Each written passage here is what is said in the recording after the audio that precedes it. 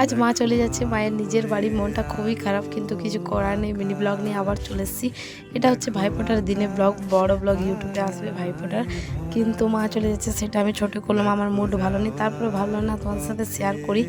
এখন পিসি ওখানে আরতি করে নিচ্ছে। তারপরে এটা হচ্ছে আমাদের মা বড়তলা খেপি, তো এখানেও বিসর্জন সেই দিনে হয়, কিন্তু আমি কখনোই যাই না। কারণটা তোমাদেরকে বলি, আমি যদি যাই না খুবই কান্না করবো, কারণ উনি আমার কাছে খুবই একটা স্পেশাল মা।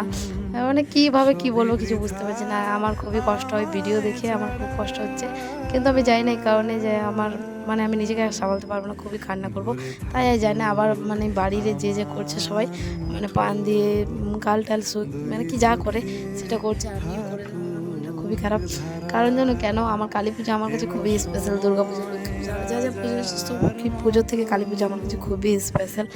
আর অনেকজনে বলে না যে মা ভগবান হয়তো কথা বলে না, কিন্তু মা কথা বলে আমার মনে হয় সেটাই। আমি যেটা ভুল ঠিক করি আমার মনে বলে দিই, কিন্তু আমি শুনি না, এটা আমার নিজের দোষ।